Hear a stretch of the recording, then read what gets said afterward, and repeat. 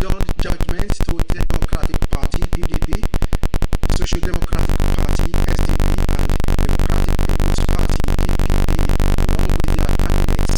But the DPP withdrew its appeal and it was struck out for lacking in merit. The court also awarded a cost of 200,000 naira against the party. On the 4th of July 2020, the Court of Appeal, Abuja Division, affirmed the victory of Nta Abeokuta in the November 16, 2019 governorship election in the state. In 4 separate unanimous judgments, the 5 men in merit.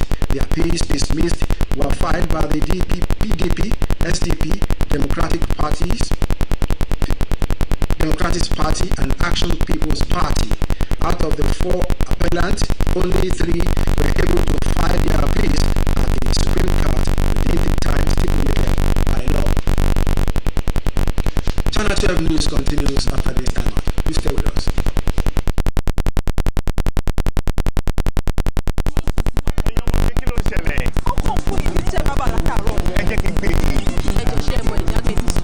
GPS lórí fóònù mi.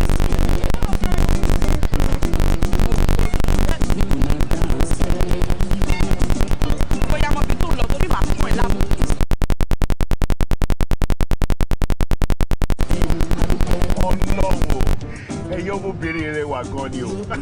Champion yìí o. Ọ̀rẹ́ mi.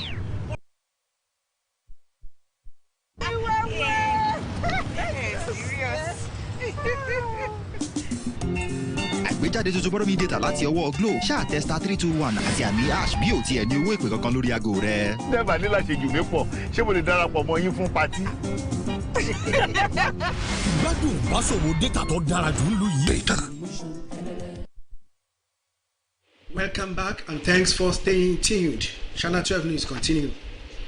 The federal government says it will pursue a fully private sector-driven digital switchover as there will be no subsidies for set-top boxes or for in the DSO process in Abuja.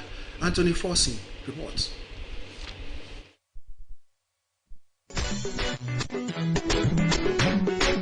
The enthusiasm that trailed the launch of the digital switchover in just the Plateau State capital in 2016, then Abuja, that the project was on course. In Abuja, as of today, on the analog platform, you have Nta Abeokuta, you have ITV, you have STV, you have Channels TV, you have AIT.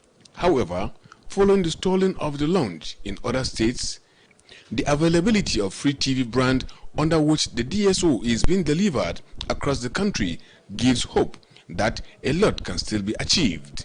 It is in the light of this that Lai Mohammed told the meeting that the process to acquire the much needed funds to fast-track the DSO project and pay off all outstanding debts are in top gear to motivate stakeholders to resume the rollout, which has a huge economic benefits to Nigerians.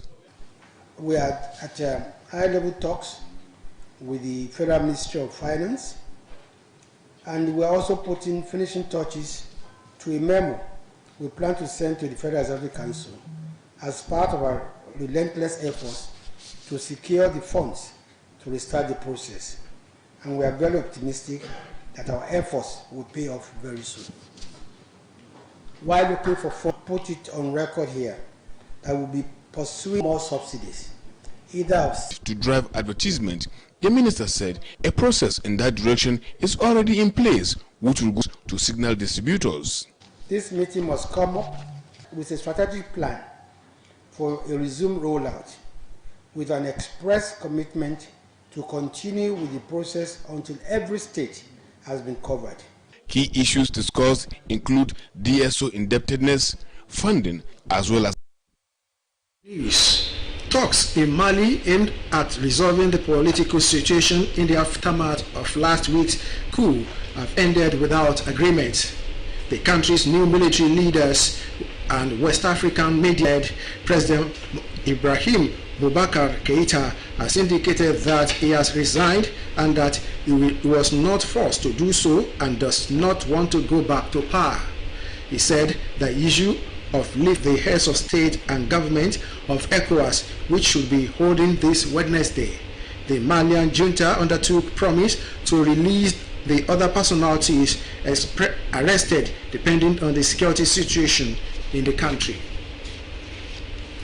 The Inspector General of Police, Mohammed Adamu, has reassured Nigerians that the statutory entry requirements into the Nigerian police remain sacrosanct and will be thoroughly followed in the ongoing police recruitment screening exercise. A statement by the Force Public Relations Officer Frank Umba says the IGP's reassurance became necessary following news reports making the rounds in some sections of the media that the IGP has suspended the entry requirement for candidates who applied to join Nigerian police force as police constables in the ongoing recruitment exercise. The IGP, who noted that no one has the power to alter the conditions for recruitment into the force, having been clearly provided for in section 71 to 75 and other relevant sections of the Police Act, were invited for physical and credential screening at various venues in states across the Federation. The applicant, or otherwise in the spirit of transparency, accountability and fair hearing, using the already established benchmarks as contained. And business news tonight, the National Pension Commission disclosed that the federal government releases 14.92 billion for acquired rights for contributing pension scheme retirees. This amount will cover 4 months arrears. The pension rights represent an employee's benefit for the past years of service up to June 2004, when the Pension Reform Act that abated the CPS came into effect. However, the Nigerian economy has declined in 3 decades as the draft by minus 6.1% year on year in the second